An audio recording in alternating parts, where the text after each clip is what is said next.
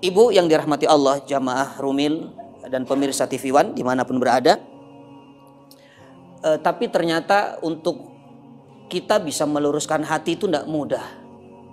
Karena kehidupan ini isinya semua adalah penuh dengan tipu daya. Kita ini suka ditipu sama dunia. Makanya Quran mengatakan dunia itu mata. Mata itu kesenangan yang sifatnya itu sebentar, Ibu. Tidak lama, itu mata. Bahkan dikuatkan lagi, mata ul-gurur. Kesenangan yang menipu dia. Ya, gurur itu menipu. Jadi kalau diperumpamakan dunia itu sesuatu yang dia dipakai, dia manfaat, yuntafa'u bihi tsumma yantahi, kata ulama. Sesuatu yang dipakai tapi Ibu pakai baju, apakah selamanya pakai baju itu? Tidak. Nanti berapa tahun tuh ganti lagi bajunya. Ibu pakai gadget, apakah dari dulu gadgetnya itu? Tidak. Dunia itu begitu, Ibu. Ya, Ibu pakai mobil, apakah mobilnya itu terus? Tergantung, Ustaz. Kalau enggak ada lagi ya ini, Ustaz. Subhanallah. Itu dunia, jadi dipakai tapi nanti selesai. Makanya orang yang dia mengatakan bahagia itu di dunia itu salah. Karena tempat bahagia yang sebenarnya itu nanti di surga. Dunia ini bukan untuk cari bahagia, Ibu. Ibu tidak akan pernah mendapatkan kebahagiaan di dunia. Kalaupun mendapat kebahagiaan, sifatnya kebahagiaan yang menipu daya. Hanya sekedar main-main bahagianya. Makanya Imam Ali radhiyallahu anhu ketika ditanya oleh sahabatnya, "Ya Amirul Mukminin, sifli anid dunia." Sifati kepadaku tentang dunia. Apa kata pintunya ilmu Rasulullah ini? Subhanallah, beliau mengatakan, "Madza asifu laka min darin awwaluha buka wa awsatuha ana wa akhiruha fana." Ini dunia nih. Satu, kata Imam Ali bin Abi Thalib, bagaimana aku mensifati dunia kepada kalian? Sementara dunia ini awalnya tangisan. Lalu pertengahannya adalah kelelahan. Makanya baru ngaji, baru mulai itu sudah kelelahan. Saking kelelahannya ngantuk dia. Subhanallah. Ujungnya ketiadaan. Hancur dunia ini. Fana. Coba dari tiga ini, mana yang bisa mendatangkan kebahagiaan? Ada nggak? Nggak ada. Dari awal ibu lahir di muka bumi ini sudah nangis. Yang bahagia sekeliling kita tuh. Makanya dalam pepatah Arab dikatakan waladatka ummuka yabna adam bakian wan nasu hawlaka yadhakuna surura. Kalian dilahirkan dari rahim ibunda kalian dalam keadaan kalian menangis sementara yang lain tertawa. Boleh protes, tega ini orang. Saya nangis dia ketawa. Subhanallah. Karena memang sunatullahnya begitu. Kalau ibu punya anak bayi lahir langsung tersenyum ketawa, ibu yang nangis. Ya Allah. Salah apa saya ya Allah? Ini bapak kebanyakan nonton komedi. Ini anak lahir senyum nih Pak, subhanallah. Yang awalnya tangisan. Jadi dunia itu memang serba tangisan, serba di awal. Ibu awal masuk Mekah lihat Ka'bah nangis enggak? Cuman awal kan? Itu hari ketiga kedua itu udah carinya bukan lagi Ka'bah, Zam-Zam. Itu nangis kalau nggak ketemu toko yang murah itu, subhanallah. Ya. Awalnya saja nangis.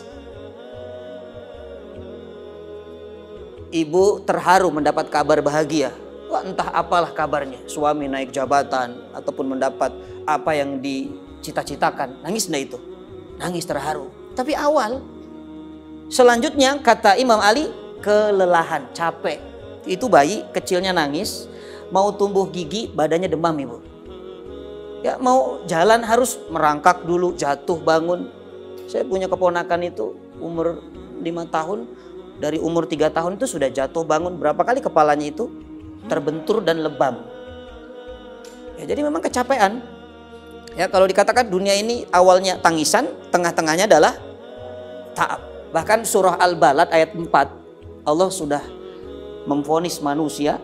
Laqad a'udzubillahi minasyaitonir rajim. Laqad khalaqnal insana fi kabad.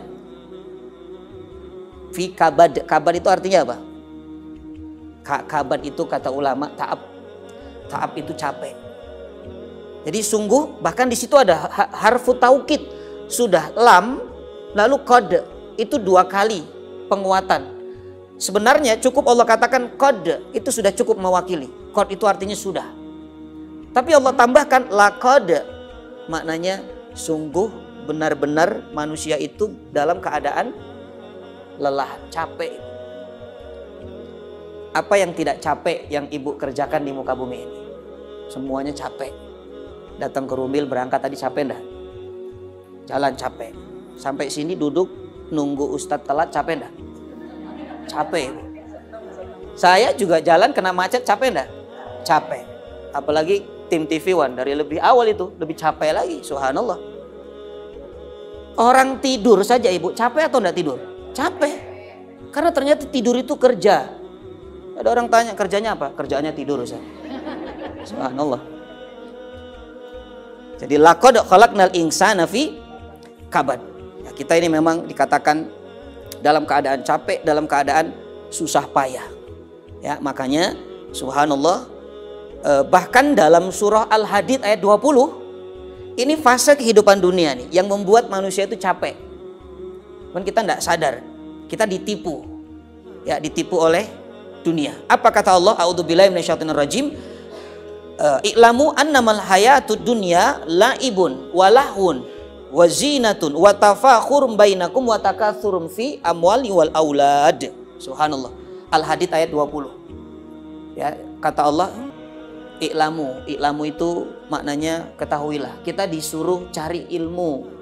Kita suruh belajar, harus tahu bahwa dunia itu satu, laibun, apa laibun? Permainan. Kemudian yang kedua, lahun, senda gurau, zinatun, perhiasan, tafakhurum bainakum, berbangga-bangga antara kalian, watakatsuru fil amwali wal aulad, dan saling memperbanyak harta dan anak-anak. Itu dunia itu. Makanya dunia itu nggak ada yang indah ibu. Kata Quran selalu dikatakan dunia itu maknanya hina. Dunia itu rendah. Membuat kita ternyata tidak bahagia. Jadi kita mendatangi sesuatu yang hina. Justru kita berharap bahagia dari sesuatu yang rendah, yang tidak akan bahagia. Dan fase kehidupan manusia ternyata ada di ayat ini. Ini kata ulama, subhanallah, menarik. Kalau kita renungkan kehidupan kita, yang pertama, kita ini semua manusia pasti fase pertama laibun. Laibun itu main-main, itu anak kecil tuh. Anak-anak itu dari usia 1 tahun sampai 15 lah kira-kira, itu laibun. Udah kerjaannya main saja. Apapun jadi mainan. Itu anak-anak. Tapi nanti usia 16 tahun, 17, ya, usia remaja itu, dia sudah bukan lagi main, tapi dia sudah dikatakan lahun. Banyak melakukan sesuatu yang sia-sia. Tidak ada manfaatnya tuh. Jadi rasa ingin tahunya, rasa coba-cobanya sudah mulai ada. Itu anak-anak yang sudah usia 16, 17, dan seterusnya itu. Nanti masuk usia tua, ya, dewasa dulu. Usia dewasa itu sudah dikatakan zinatun, dia sudah memperhatikan penampilan tuh. Dia pengen dilihat cantik, bahkan tidak hanya oleh lawan jenis, tapi ingin dilihat cantik oleh sesama jenis. Ya, makanya kalau sudah usia dewasa tuh, itu bedaknya itu sudah punya pilihan, lipstiknya, bajunya sudah matching. Kenapa? Karena memang usianya zina. Kalau milih baju yang paling bagus, yang paling kekinian, punya gadget juga yang paling baru, itu sudah mulai zina tuh. Artinya dia sudah senang dengan keindahan, perhiasan. Nah, sudah mulai tua, maka sudah mulai fase tafakhur. Tafakhur bukan tafakkur. Tafakkur bagus ya, berpikir, merenung dia. Ini tafakhur. Maknanya dia sudah mulai berbangga dengan apa yang didapatkan. Saya sudah dapat karirnya nih sekarang. Makanya reuni itu kalau umur-umur yang sudah tafakur itu cerita tuh apa? Kebanggaan itu. Ya kan awalnya begitu. Ya reuni itu nanti umur-umur sudah itu, oh kamu sekarang sudah ini ya, sudah aku menjabat di sini. Ya aku sudah ketua ini, aku sudah ketua ini, aku sudah punya lembaga ini. Aku sudah punya anak yang sudah doktor, sudah pokoknya cerita berbangga diri. Nanti kalau sudah masuk usia dekat-dekat pensiun tuh sudah selesai, takatsur. Takatsur tuh dia mulai menghitung-hitung apa yang sudah didapatkan dari hasil masa mudanya dulu. Ini sudah mulai hitung nih, ini anak saya sudah dapat apa nih? Warisannya nih, sudah ada rumah nih, ini sudah ada ini, sudah ada ini. Reuni juga begitu kan, ketika sudah cerita tuh hasilnya apa, hasilnya apa. Dan itulah fase kehidupan manusia. Kita memang selalu mengalami itu. Maka ini yang membuat ternyata kita tertipu oleh dunia. Memang dunia menawarkan keindahan, hakikatnya dunia itu adalah kehinaan. Subhanallah.